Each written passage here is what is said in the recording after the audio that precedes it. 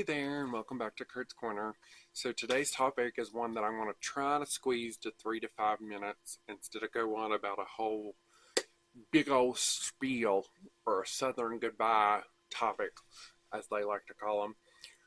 But today's, because it literally come up in friends' conversation and it come up at work today too. But religious, spiritual. Again, everything I say in these videos is just my opinion, my thoughts. I'm sitting down talking to you all, and if you agree, cool. If you don't, be polite, and maybe we can talk about it and help each other understand the other side, whatever it may be. There is a difference between spiritual and religious. I'm going to start with spiritual because that's probably the easier category. Spiritual to me means that you have a belief in something that is greater than yourself. There are many different avenues and tools that you could use within that realm, like divining rods, crystals, charms, whatever you practice equipment wise. I know some that will burn a certain type of incense in a certain kind of pot, a certain kind of way to cleanse the spirit or cleanse the area they're in. Now, to me, religious means that you believe one way about something, like Catholicism, Hinduism, Christianity. Of course, there's many different types of Christianity. But when you get into religious, your higher power is usually the top of it all. Because I know here in the South, a lot of people see Christianity different ways. Just to name a few, there's Southern Baptist, Free Will Baptist, Methodist Baptist.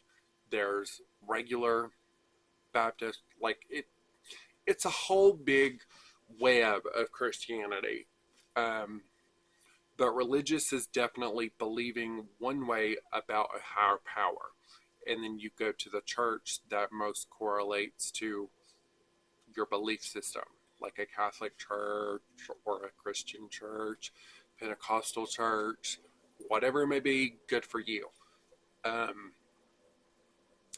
find myself teetering that line a little bit. I teeter a lot of lines.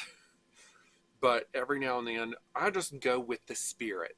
That's why I like spirit filled services. Because if I want to beat my tambourine, then I'm welcome to beat my tambourine. If I want to get up in a space and start doing flag work or worshiping, that's totally doable too. If I want to run around in circles, that's doable too. Or if I just want to sit there in silence and reflect on what I'm hearing. Either way, for me, spirituality, religious, whatever you want to believe in, is my saving grace. Uh, for me, religious or religion has helped me come out of my shell, do better at work. It's my saving grace for my addiction. Because literally, once I gave it all to my higher power, I got better.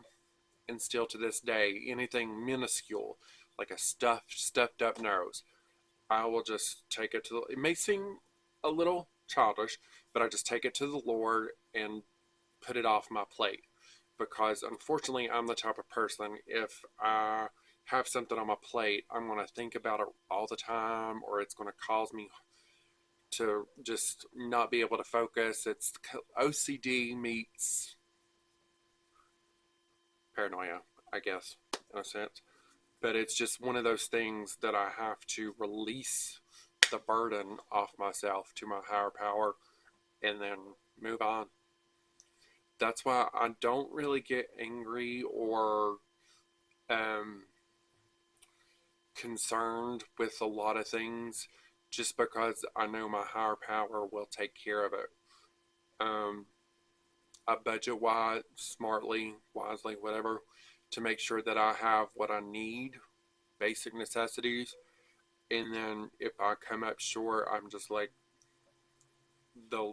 my higher power will find a way to make it happen.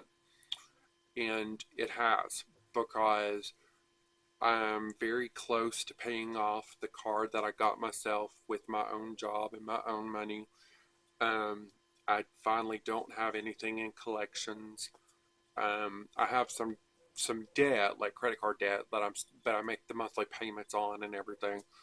Uh, but it feels good to finally, and I say this all the time, I have a life that I'm proud to say is mine. Before, I just felt run down.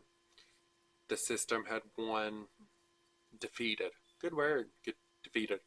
But now that I've gotten a job, got back on my feet, got a car, doing all kinds of stuff in the community, like my calendar is full. I'm very blessed, and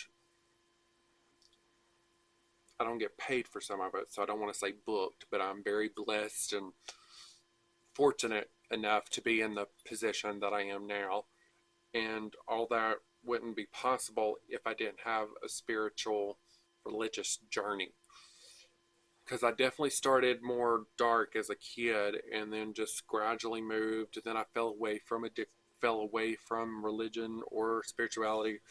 Just lived life, and then I found uh, religion again, and then I found myself and became religious. Like, it was just one thing after another that was a part of my journey. And that's what I encourage you to do for yourself. Don't listen to your pastor who says you have to worship this way or believe this way. Do the research yourself. Find out where things happen and which segments you want to put your time into. Uh, and just figure out what fits for you.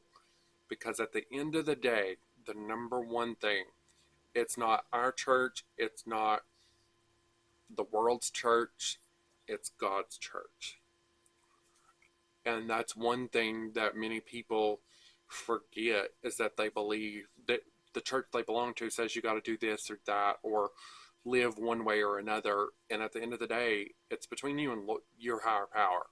Nobody has to answer for anything you've done or the bills that you pay or how you treat the homeless person going down the street. It's between you and God. And I feel we have lost sight of what it means to be kind. In today's world, it's very dark and it's very muggy and just not fun to be present in the real world, which is why I believe there's such a high rate of addiction going on right now, because people want to escape reality. And for me, as a former addict and person who lives with alcoholism and other mental hardships, my escape from reality is letting go. I choose to believe in a higher power. Everything happens for a reason. If I'm working fast food and somebody throws a milkshake at me, there's a lesson to be learned in that situation. And I just try to do the best that I can and live the life that I think is acceptable. And then I just try to pay it forward and give back in ways that I can. I may not have a lot of money, but when it comes to trauma and addiction and uh, new believers in faith, like, I will sit down with you. We will talk about it, and we'll get through it. That's why I started my recovery group, combining both faith and science, and it's working.